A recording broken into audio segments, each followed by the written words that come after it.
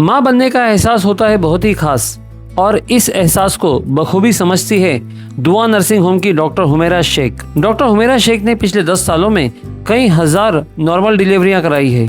ये खासियत है दुआ नर्सिंग होम की कि ethical practice, 24/7 mother and child care, साथ ही यहाँ आपको मिलेगा ICU facility, laparoscopic procedure, infertility treatment, general surgeries, और वो भी सब रिजनेबल प्राइस पर। Only at Dua nursing home at Abuji arcade, Vanjarpatti Naka, Bhiwandi में कंस्ट्रक्शन और स्टील बिजनेस की आड़ में हुए एलिज्ड करोड़ों के महा घोटाले ने पूरे शहर में हड़कंप मचा दिया है। मीडिया रिपोर्ट्स के मुताबिक समर शाह नाम का बिजनेसमैन इस मामले का मेन चेहरा बनकर सामने आया है, जिस पर इन्वेस्टर्स, बिल्डर्स और बिजनेसमैन का करोड़ों रुपए डुबाने के आरोप लगे हैं। बताया जा रहा है कि समर शाह ने भिवंडी, कल्याण और कोनगांव इलाके में कई बड़े कंस्ट्रक्शन प्रोजेक्ट्स पर काम किया। खबरों के मुताबिक समर शाह ने स्टील कनेक्ट, VDIP और अन्य कंपनीज के थ्रू लोगों से इन्वेस्टमेंट के नाम पर पैसे जमा किए। शुरुआत में इन्वेस्टर्स को हाई रिटर्न और प्रॉफिट दिया गया, जिससे लोगों का ट्रस्ट बढ़ता गया।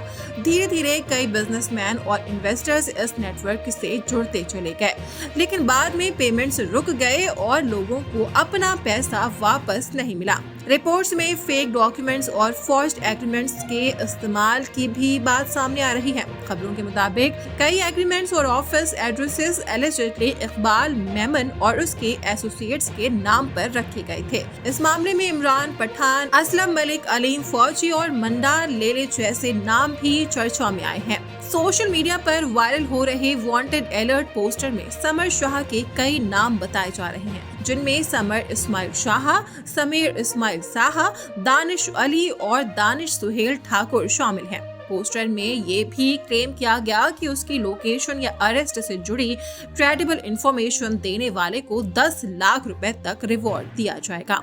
अब इकोनॉमिक ऑफेंसेस विंग यानी EOW ने इस पूरे मामले की इन्वेस्टिगेशन शुरू कर दी है। रिपोर्ट्स के मुताबिक इकबाल मेमन समेत कई लोगों से पूछताछ की जा रही है और बैंक ट्रांजैक्शंस, प्रॉपर्टीज और फाइनेंशियल रिकॉर्ड्स की डिटेल में जांच चल रही है। इस एलिज्ड स्कैम के सामने आने के बाद भिवंडी और कल्याण के बिजनेस और पॉलिटिकल सर्कल्स में सनसनी मच गई है। अब सबकी नजर EOW इन्वेस्टिगेशन पर टिकी हुई है और लोग उम्मीद कर रहे हैं कि सच सामने आएगा और विक्टिम्स को इंसाफ मिलेगा।